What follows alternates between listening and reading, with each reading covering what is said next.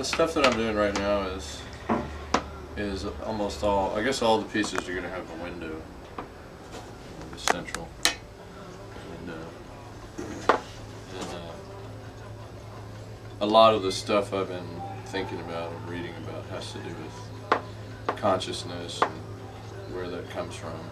So the Noumenon series started off with this piece that was really an assemblage, a collection of iron pieces that were ancient, some pieces off of old potbelly stoves and fireplaces, and an old table saw sitting on the floor of my studio, and I just sort of gathered together what pieces that seemed to fit, and had to really later on in my head decide how I was going to put them together and what I was going to do to make pieces that really didn't belong together go together. So I used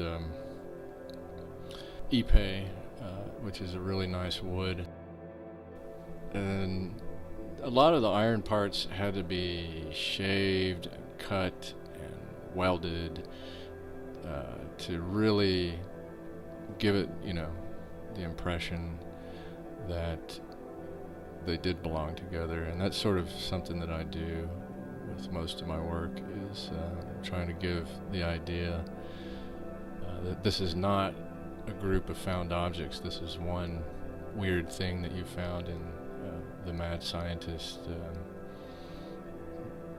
lab, or the weird institution and that they dug up in the from the Roman Empire rubble or something. I got a lot of welding skill testing. The centerpiece that holds the lens was a potbelly stove door, and I cut out the center bar. That was cut out, and the rest had to be welded so that it would stay in a single place. So there's the lens that goes behind that window is a secret. I can't divulge that, and there's not very many pictures in this and that I've got that I'm going to show about that. But there's a case that I had to build for the lens to fit into, and it's a fairly fragile assembly. It cost a lot of money and took a lot of time, and it's something I think I sort of invented. If you shine a light into this thing, the light will look like it actually comes out of the front of the piece. It just sort of float there. If you have a candle, for instance, the candle flame will look like it's in front of the sculpture, or anything bright is about the only thing you're going to get to come out. But a window reflected inside will look like it's coming out in front of the piece. So this had to be packed in foam and gooey caulk and whatnot, and shut in. And I had to have some way of being able to repair this thing too. So a lot of pieces on this piece, you'll see in some of the pictures, were waxed before they were actually put together, so that they could actually come back apart and the caulk wouldn't stick. Maybe the caulk or the glue, whatever I was using, would stick to one surface, and then the other surface would be waxed. So there was a lot of serendipity here too. There's a large arching piece that actually fits perfectly with the window part that I was talking about. And those sort of things are what really, I think, make it fun and make it really different. And difficult is finding things that actually fit, that would be nearly impossible. I mean, you could spend your whole life trying to get two pieces with the exact same curve to match, and I managed to do that with this piece.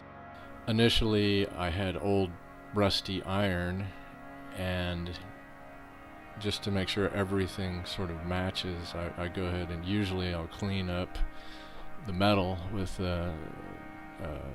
electric drill with a metal wire brush, and then I might go over with sandpaper to get out certain textures I don't like. And on the big arch piece that is sort of the main upper body of the sculpture, I literally cut out pieces of the iron that were kind of foofy and flowery, and just left it a very plain arch, and drilled some holes to put bolts into, and of course the bolts are visual and functional at the same time.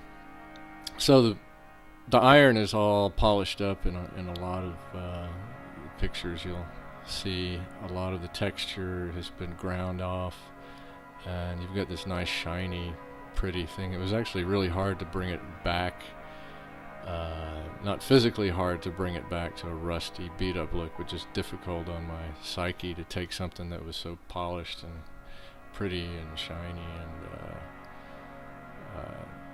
tear it back up again.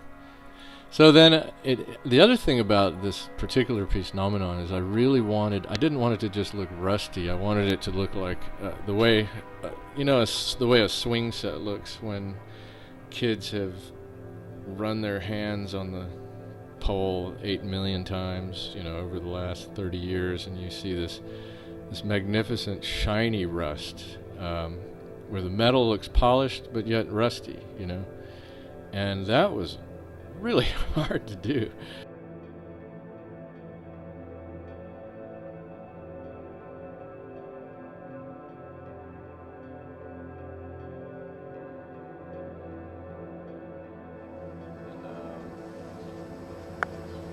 I don't know. This piece is just sort of a mashmash of psychology going on. So I've had a lot of internal, physical problems with my stomach and bones and stuff, with this sort of a continuous demon in my gut, I guess, anxiety thing, or maybe it's a parasite, I don't know, but I've had this trapped feeling of something trapped that wants to get out, trying to get out, so there's also that containment aspect here, and this little fellow is going to be sort of stuck in this ocean.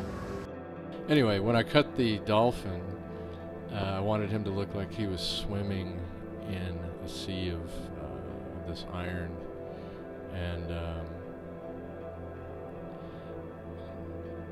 the reason most of these pictures are even taken is so that I could remember either A, how to put the pieces back together, how I did it, what sort of processes I used for later on to remember, and or to figure out exactly where I want to put a particular piece. This dolphin, for instance, I took maybe 50 photographs of, just holding the camera up above it without a tripod or anything, just clicking, taking pictures of this dolphin swimming in different places on the iron. There was a guru who I'd been reading recently who speaks a lot about being in the moment, your basic Zen idea of not living in the past, not living in the future, and how there is that spot of time and being where everything sort of comes out of that 0 point.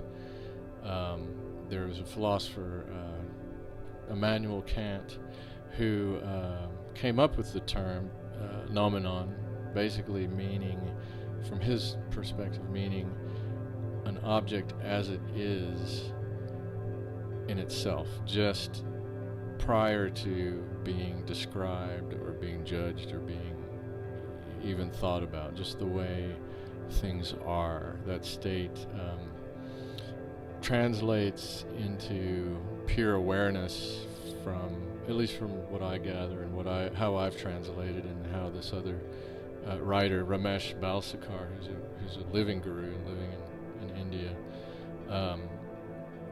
that when we see things from a point of pure awareness without judgment, without thinking about what we see. You look at a cloud and you might say, oh, that's a pretty cloud, or it looks like a dolphin. Or, I remember doing this when I was a child, looking at clouds. Well, instead of that, those ideas bringing you into the past, when you are daydreaming or just looking at a cloud and you have no thoughts and you're just there in the moment, there is that peace that brings, and that tranquility, that basic state of mind that is inherent in everything and everyone initially. And I think if you look at the way animals are, you watch a cat, for instance, a cat can just sit there for hours staring off into space, and he's very likely not thinking of anything. He's just being. And that's sort of what this whole show is about, and most of these pieces. And so if you look at the lens of the three pieces that actually have the lens, Noumenon, objectifying in 4 parts, which is the piece with the 4 tentacles, and Noumenon and I just named it, I can't remember the name, the endless succession of the thinking mind, I think is the title. Each of those pieces has the same lens, this lens that I call an emanating reflection lens, because the reflection actually looks like it is floating out in front of the piece. And if you get a laser, and I don't have a picture of this, but I can probably I'll demonstrate at some point that you shoot a laser beam into the lens, it makes really a strange and geometric matrix grid pattern, and that sort of also falls into the idea